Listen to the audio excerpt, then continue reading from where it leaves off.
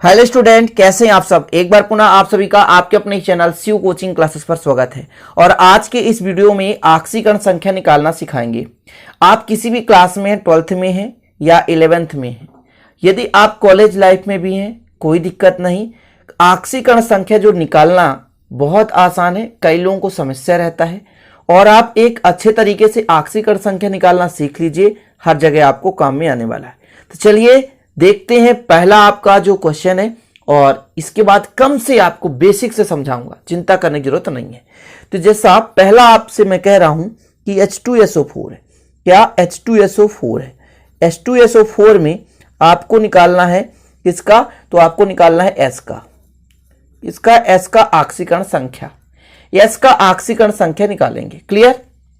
तो देखिए, टोटल जो आक्सीकरण संख्या का योग होता है, कोई भी यौगिक है उसके आक्सीकरण संख्या का योग 0 के बराबर होता है। ठीक है, और जिसका भी हमको निकालना है उसको मान लेते हैं x। ठीक है, तो देखिए हाइड्रोजन कितने हैं? 2 हैं। अब एक हाइड्रोजन का होता है 1, तो 2 हाइड्रोजन का 2 गुणे 1 हो जाएगा। फिर धन s का मानेंगे x, s का क्या मानेंगे? x। क्या मानेंगे? x। फिर इसके बाद ऑक्सीजन, ऑक्सीजन का होता है -2, तो 4 ऑक्सीजन है और -2 इक्वल में आ गया 0। अब इतना ही नहीं, लोगों को यहां यह परेशानी होती है कि सर आपने कैसे जाना कि हाइड्रोजन का 1 होता है और कैसे जाना ऑक्सीजन का -2 होता है। देखिए मैं आपको बेसिक समझाना चाहता हूं। हाइड्रोजन का परमाणु क्रमांक 1 होता है, पहले कक्ष में केवल 1 इलेक्ट्रॉन है और पहले कक्ष में जो होता है 2 इलेक्ट्रॉन।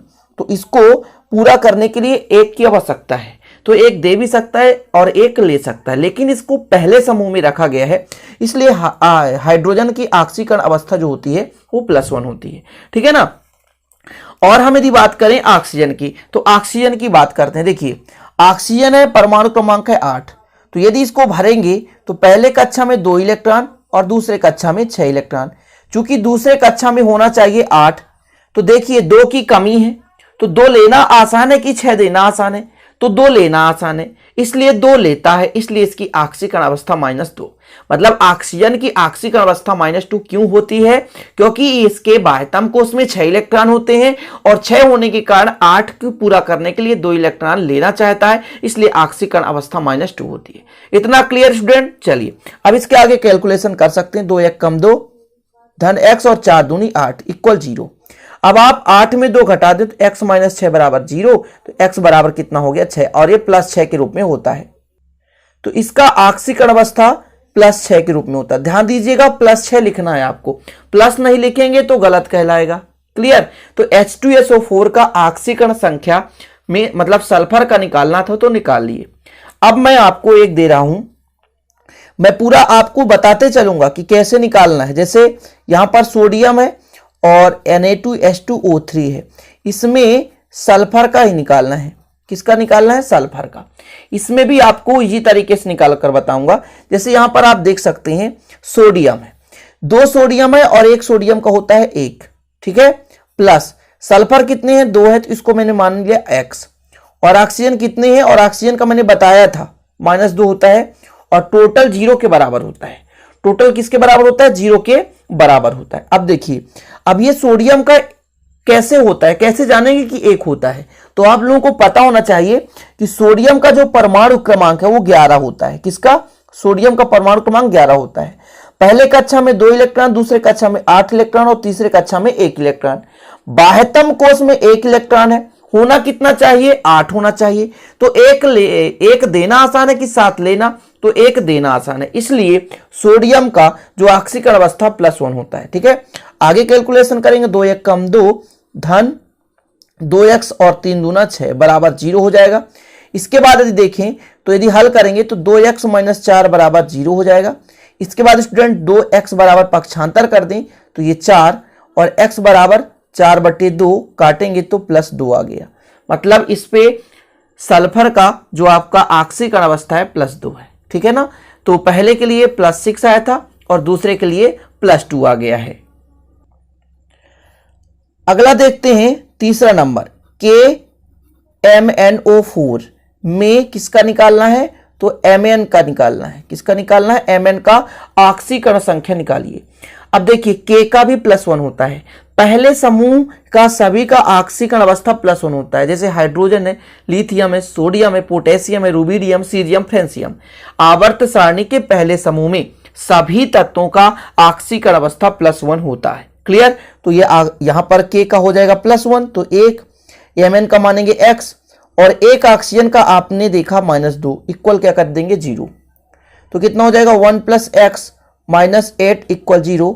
इसको घटाएंगे तो x - 7 हो जाएगा इक्वल 0, तो x इक्वल हो जाएगा +7, x इक्वल +7। ये आपका हो गया ऑक्सीकरण अवस्था, किसका? Mn का। ऑब्जेक्टिव में पूछा जाता है 12th क्लास में, ये है ना, चैप्टर 7 और 8 में इसका ऑक्सीकरण अवस्था पूछा जाता है, ध्यान दीजिएगा। 12th क्लास की बात कर रहा हूं, और 11th क्लास में भी पूछा जाता है। इस प्रकार से कुछ तो आपको समझ में आ गया होगा कि अब कैसे निकालना है। अगला आपको निकालना है यहां पर, ठीक है, यहां पर NH4 का होल ट्वाइस है, Cr2O7 में क्रोमियम का ऑक्सीकरण अवस्था निकालना है। तो ऑक्सीजन का -2 होता है, और जो अमोनिया NH4 है वो 1 पॉजिटिव होता है। ध्यान दीजिएगा, अमोनिया जो होता है 1 पॉजिटिव होता है। कितना होता है? 1 पॉजिटिव होता है। तो देखिए यहां पास 2 अमोनिया है, तो 2 × 1 हो जाएगा। क्यों? क्योंकि अमोनिया NH4 का 1 पॉजिटिव होता है। ध्यान दीजिएगा, यहां पर क्रोमियम का निकालना है, 2 क्रोमियम है तो 2x हो जाएगा। 7 ऑक्सीजन है तो 7 × -2, ऑक्सीजन का -2 मैं पहले ही बता चुका। और टोटल कितना होता है? 0 के बराबर होता है। टोटल ऑक्सीकरण अवस्था 0 के बराबर, 2 1 कम 2 हो जाएगा, धन 2x हो जाएगा। ठीक है स्टूडेंट, फिर 7 दूनी 14 हो जाएगा, इक्वल कितना हो जाएगा 0। 2x 14 में 2 घटा दो तो कितना आएगा -12 बराबर 0। तो 2x बराबर कितना हो जाएगा 12। ठीक है, तो x बराबर कितना हो जाएगा 12/2, यानी 6 दूनी 12 +6 आ जाएगा। कितना आ गया? +6 आ गया आपका यहाँ पर क्रोमियम का ऑक्सीकरण अवस्था।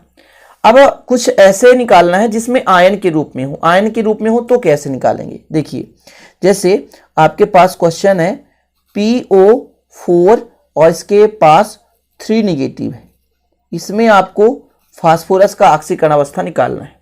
किसका निकालना है? फास्फोरस का। देखिए बहुत ईजी है, जिसका निकालना उसको मान लेते हैं x, और कितने ऑक्सीजन है? 4 ऑक्सीजन, एक ऑक्सीजन का -2, इक्वल में अब 0 ना करके जितने भी आयन है उसको आप इधर लिख दो। -3 है तो -3 कर दो, तो x और यहां पर 4 दूनी 8 हो जाएगा बराबर -3।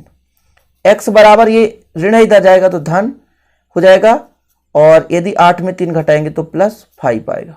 कितना आएगा? +5। ठीक है, यानी PO4 3 नेगेटिव में फास्फोरस का ऑक्सीकरण अवस्था कितना होता है? तो +5 होता है। ठीक है स्टूडेंट, इतना समझ गए।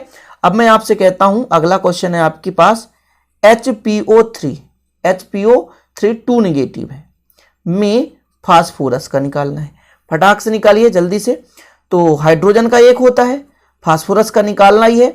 ऑक्सीजन का 3 ऑक्सीजन है, 1 का -2 होता है, और टोटल में जो आयन है उसको आपको इधर लिख देना है।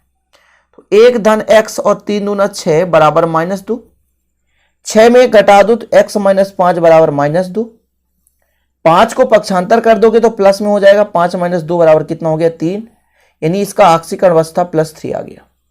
कितना आ गया? +3 आ गया। इससे इजी कोई भी ट्रिक नहीं, इससे आसान कोई भी ट्रिक नहीं है। ध्यान दीजिए, मात्र एक ही मेथड है ऑक्सीकरण अवस्था निकालने का, और आपको आगे चलकर काम आता रहेगा। ध्यान दीजिएगा, इसलिए मैं इतना बेसिक से बता रहा हूं। अब एक कोई भी लेते हैं जो पॉजिटिव के रूप में हो, जैसे घात में पॉजिटिव हो, तो उसमें कैसे निकालेंगे? जैसे आपके पास क्वेश्चन है NH4 पॉजिटिव में आपको नाइट्रोजन का निकालना है। नाइट्रोजन का निकालना है, देखिए तो x हो जाएगा, 4 हाइड्रोजन है, 4 × 1 होगा बराबर 1 पॉजिटिव है ना, 1 पॉजिटिव, तो यहां पर 1 लिख दीजिए। 1 पॉजिटिव है इसलिए मैंने 1 लिख दिया। इसके बाद यदि देखा जाए तो x धन 4 बराबर 1, तो x बराबर ये इधर जाकर ऋण हो जाएगा, यानी -3 आ गया। कितना आ गया? -3 आ गया। तो यदि घात में मतलब यहां पे चार्ज आवेश प्लस है तो इधर प्लस ले लेना है, और माइनस है तो माइनस ले लेना है। ठीक है ना, ये समझ में आ गया आपको। एक और देख लीजिए, KClO3 में Cl की ऑक्सीकरण। अब मैंने कहा जैसे कि पहले समूह क्षारीय समूह का सबका ऑक्सीकरण अवस्था +1 होता है, इसी प्रकार दूसरे समूह की बात की जाए तो क्षारीय मृदा समूह उसका ऑक्सीकरण अवस्था +2 होता है। और यदि यहाँ पर देखा जाए 17वें समूह तो उसका होता है -1। तो यहाँ पर आपको निकालना है, तो निकाल दीजिए। K का होता है आपके पास 1 है ना, क्लोरीन का निकालना है तो X कर दीजिए। यहाँ पर ऑक्सीजन कितने हैं 3 है और एक ऑक्सीजन का -2 इक्वल 0 के बराबर करते हैं।